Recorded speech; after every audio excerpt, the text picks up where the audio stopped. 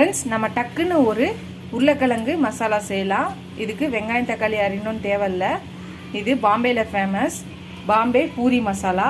இதுக்கு உருளைக்கிழங்கு அரிஞ்சு வச்சாச்சு. ஒரு குக்கரில் தேவையான உப்பு போட்டுக்கலாம், ஒரு அரை ஸ்பூன் மஞ்சள்தூள் போட்டுக்கலாம், கொஞ்சம் தண்ணி ஊற்றிக்கலாம். குக்கர் போட்டு மூடி விசில் போட்டு 2லேருந்து 3 விசில் வந்தோடனே குக்கர் விசில் அடங்கோடனே பார்க்கலாம்.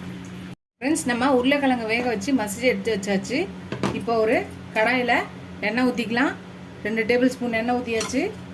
இப்போ கஸ்தூரி மேத்தி வெந்தயக்கீரையை கசக்கி இப்படி போட்டுக்கலாம். ரெட் சில்லி பவுடர் 1.5 ஸ்பூன், தனியா 1 ஸ்பூன், கரம் மசாலா அரை ஸ்பூன். இது நல்லா கலந்துட்டு இப்போ நம்ம வேக வச்சு மசிச்ச உருளைக்கிழங்கு இதில் போட்டுடலாம்.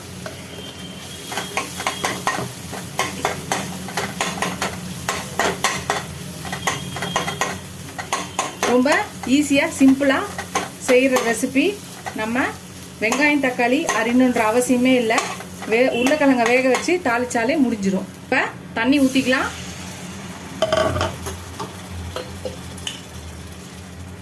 கொஞ்சம் சால்ட்டு போட்டுக்கலாம். இப்போ மிக்ஸ் பண்ணிக்கலாம். இது ஒரு 5 நிமிஷம் நல்லா கொதிச்சு வரட்டும். அதுக்கப்புறம் பார்க்கலாம். அவ்வளோதான், நம்மளோட பாம்பே பூரி மசாலா வந்து ரெடி ஆயிடுச்சு.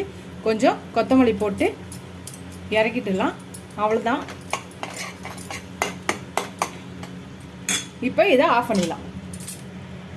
ஃப்ரெண்ட்ஸ், இந்த மாதிரி நம்ம நல்லா புசு புசுன்னு பூரியை சுட்டு எடுத்துக்கலாம். பூரியை சுட்டு இந்த மாதிரி நசுக்கி நல்லா புட்டு இதில் நல்லா முக்கி இப்படி சாப்பிட்டோன்னா செம்ம டேஸ்ட்டாக இருக்கும். வாவ், செம்மையாக இருக்குது. நீங்களும் இந்த பாம்பே பூரி மசாலாவை ட்ரை பண்ணி பாருங்கள். ட்ரை பண்ணி பார்த்துட்டு எப்படி இருக்குன்னு சொல்லுங்கள். ஃபஸ்ட் டைம் என் சேனலை பார்க்கணும், சப்ஸ்கிரைப் பண்ணிட்டு பாருங்கள். இதோட இந்த வீடியோ முடியுது. அடுத்த வீடியோவில் அடுத்த ரெசிபியில் பார்க்கலாம். எனக்கும் என் சேனலுக்கு சப்போர்ட் பண்ணுவீங்கன்னு நினைக்கிறேன். Tata, bye bye friends.